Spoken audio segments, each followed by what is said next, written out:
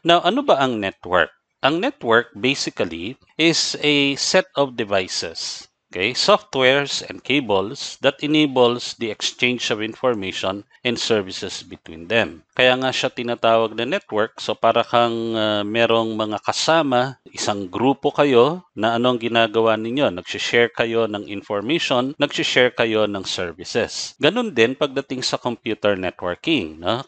Meron kayong mga set of devices at saka mga software na connected kayo using cables or sometimes kahit walang cables, pwede. Kasi pwede tayo mag-network na ang gamit naman natin ay wireless. So pag-uusapan natin yan later on. Ano ba ang kinoconnect natin sa network? We are connecting, of course, what we call the host devices. Ito yung mga computers, mga servers, laptops, tablets, smartphones, or anything a person uses to access the network. So kahit anong device pa yan, basta makaka-access ka doon sa network, makakapag-share ka ng data at saka ng mga services.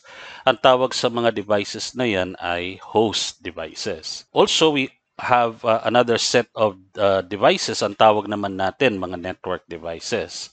Ito yung mga switches, yung mga routers, access points, firewalls, at marami pang iba. Napakarami niyan, no? And syempre, as a beginner, doon lang muna tayo sa mga basic na mga devices. Para pag pumunta tayo doon sa mas advanced, alam mo na yung foundation mo, alam mo na yung basic mo, mas madali nang maintindihan yan. Okay? So ano yung mga pag-uusapan natin doon sa ating network? Example muna tayo ng network. Ito yung isang example. You have end users, no? So dalawa yan. We have end user 1, end user 2. Lagyan natin ng pangalan to, no? Tawagin natin itong si Bob at saka si Patrick, no? Tawagin na lang natin siyang Pat. So si Bob, for example, would like to send data or information to Pat. So anong gagawin ni Bob para ma-send niya yung data kay Pat? Imagine niyo wala munang network, ha? Hindi muna natin gagamitan ng network. So kung walang network, how is it possible that Bob can send data to Pat? Madali lang. Gagamit siya ng mga memory devices, tama? Halimbawa, meron kang flash drive. Pero kung ang gamit mo ay mga memory device, ang gagawin ni Bob ay pupunta siya doon sa mismong location ni Pat. And then yung na-save niya na file doon sa memory device, bibigay niya kay Pat. And then Pat will copy that data and then isusoli niya yung memory device kay Bob. No? So that is very tedious. Kahit sabihin mo pa na magkatabi lang kayo. Tama? Paano kung hindi kayo magkatabi? So say for example, itong si Bob is on one room and Pat is on another room, a different room. So medyo mas mahirap na yun. Paano kung magkaibang floors pa ito? Paano kung magkaibang building?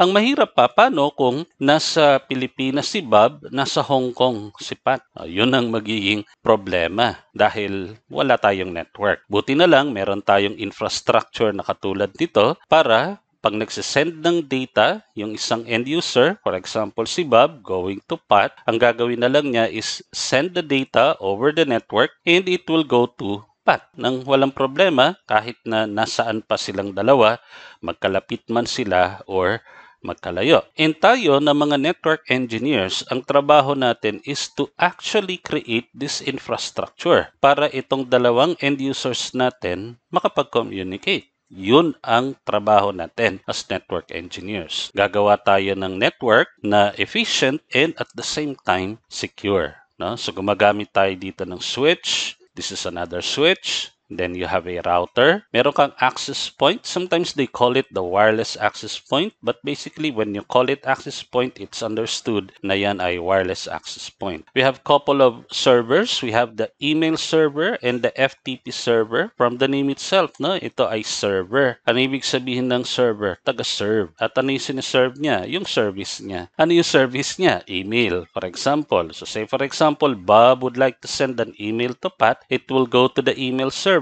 and i-forward yan kay Pat. Ganon din sa FTP server. For example, Pat would like to store some data to the FTP server so anybody can get that data, no, for production, for example.